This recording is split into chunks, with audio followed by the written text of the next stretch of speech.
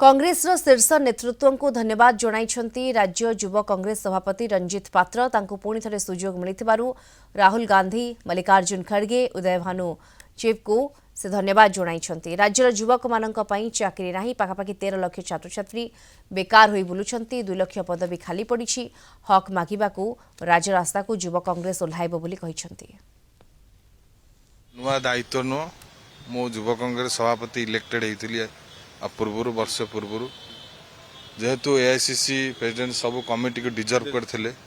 ताको मानिबा को समस्त आम प्रस्तुत पुणी थे रिएक्सटेंड कले एवं मु प्रथमे धन्यवाद देवी श्रीयुक्त राहुल गांधी एवं आमर सभापति उदय भानु चिप एवं ओडिशार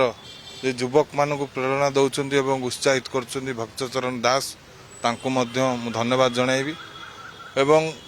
युवा कांग्रेस कार्यक्रम जारी रही एवं संग्राम जारी रही आपण माने देखिथिबे राजरास्ता रे युवक मानक पई छात्र मानक पई एवं महिला मानक पई कृषक मानक पई युवा कांग्रेस सर्वदा अन्याय विरुद्ध रे लड़ी आसीची एवं आगामी दिन रे आहुरी जोरदार आंदोलन करा जिवो। ओडिशा प्रदेश युवा कांग्रेस रो नूतन कमिटी पुनर्गठन हेची अखिल भारतीय युवा कांग्रेस भारतीय युवा कांग्रेस तरफ लिस्ट जारी होती मो धन्यवाद देवी मल्लिकार्जुन खड़गे जी राहुल गांधी जी सोनिया गांधी जी वेणुगोपाल जी उदय भानु चिप जी आमर नेशनल प्रेसिडेंट जे अति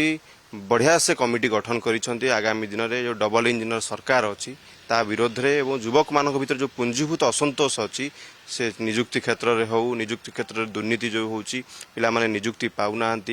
बेकारी समस्या बढ़ी बढ़ी चली युवक मानक जो स्वर हवा कथा ताहा युवा कांग्रेस कार्यक्रम करिवो। भक्त दास के नेतृत्व में ओडिशा रे पीसी सभापति होला पर जो रिस्ट्रक्चर चली से आधार युवा कांग्रेस कमिटी पुनर्गठन होती।